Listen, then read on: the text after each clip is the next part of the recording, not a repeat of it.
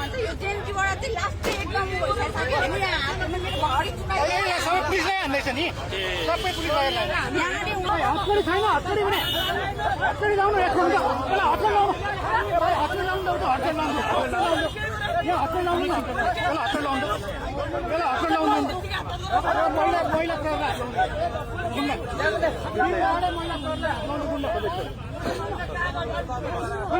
कानुन भन्छ यो जेएनजीबाट चाहिँ लास्ट चाहिँ एकदम भइसक्यो हैन यहाँ हातमा मेरो घडी चुकाइ सबै पुलिसले हान्दैछ नि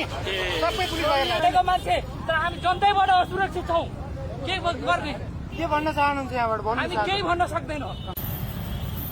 दर्शक दिनहरू यति बेला ट्राफिकसँग हात हालको स्थिति भइरहेको छ हेर्न सक्नुहुनेछ।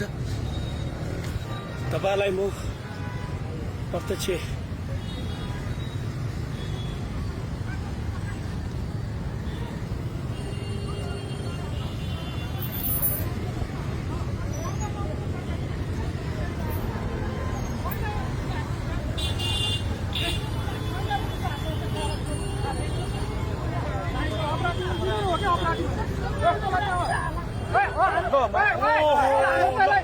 हान्नु त मजाले हान्नु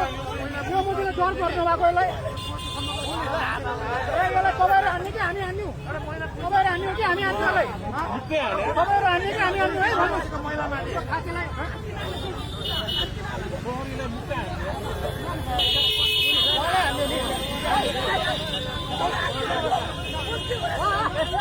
हत्तरी छैन हत्तरी भने हत्तरी लाउनु एकछिन पहिला हत्तरी लाउनु हत्तरी लाउनु हत्तरी लाउनु यहाँ हत्तरी लाउनु न पहिला हत्तरी लाउनु पहिला हत्तरी लाउनु महिला महिला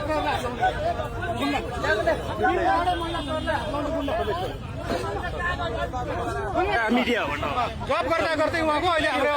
भन्नु त के गर्नु यस्तो छ त नेपालको कानुन भन्छ यो जेएनजीबाट चाहिँ लास्ट चाहिँ एकदम भइसक्यो हैन यहाँ हातमा मेरो घडी चुकाइ सबै पुलिसले हान्दैछ नि सबै पुलिस यहाँले सबले हान्दैछ नि